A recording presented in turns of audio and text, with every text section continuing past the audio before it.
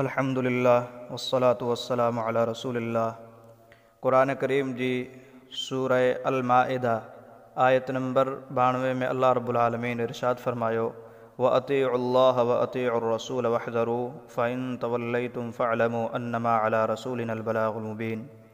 ए मोमिनो, ए मुसलमानो, अवी अल्लाह जी इताअत करियो ऐं अल्लाह जे रसूल हज़रत मुहम्मद सल्लल्लाहु अलैहि वसल्लम जी इताअत करियो ऐं अल्लाह खां डिजो। पोइ जेकॾहिं अवी शरीयत जे हुकुम खां अल्लाह जे हुकुम खां फिरंदो त पक ॼाणो त असांजे पैगम्बर ते रुगो पधरो पैगाम पहुचाइणु आहे। हिन आयत में अल्लाह ताला इहो पैगाम ॾिनो आहे त मुसलमान ऐं मोमिन बाने ते हर हाल में अल्लाह जी इताअत ऐं रसूलुल्लाह सल्लल्लाहु अलैहि वसल्लम जी इताअत ज़रूरी आहे। जेकी अल्लाह हुकुम कयो हुजे, जेकी अल्लाह जे रसूल हज़रत मुहम्मद सल्लल्लाहु अलैहि वसल्लम जन हुकुम कयो हुजे, उन हुकुम ते अमल करणु हर मुसलमान जी ईमानी ज़िम्मेदारी आहे। ऐं जेकॾहिं को मुसलमान शरीयत जे हुकुम ते अमल न कंदो, शरीयत जे कंहिं हुकुम खां मुंहुं मोड़ींदो, त अल्लाह ताला चयो, फ़इन तवल्लैतुम फ़अलमू अन्नमा अला रसूलिनल बलागुल मुबीन।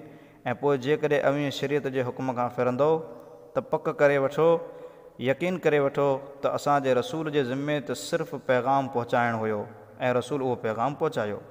यानी जेकॾहिं को इंसान शरीयत जे कंहिं हुकुम ते अमल न कंदो त उनजो वबाल ऐं उनजो ज़िम्मेदार उहो इंसान पाण आहे। रसूलुल्लाह सल्लल्लाहु अलैहि वसल्लम पंहिंजी ज़िम्मेदारी पूरी करे छॾी। रसूलुल्लाह सल्लल्लाहु अलैहि वसल्लम पंहिंजो फ़र्ज़ु अदा कयो जे शरीयत जो हुकुम पंहिंजे उम्मती ताईं अल्लाह जे रसूल पहुचाए छॾियो। अॻिते आयत आहे, लैसा अलल्लज़ीना आमनू व अमिलुस्सालिहाति जुनाहुन फ़ीमा तइमू इज़ा मत्तक़ौ व आमनू व अमिलुस्सालिहात सुम्म तक़ौ व आमनू सुम्म तक़ौ व अहसनू वल्लाहु युहिब्बुल मुहसिनीन। जन ईमान आंदो ऐं चङा कम कया, तिन ते जेकी अॻु खाधाऊं तंहिंमें गुनाह न आहे।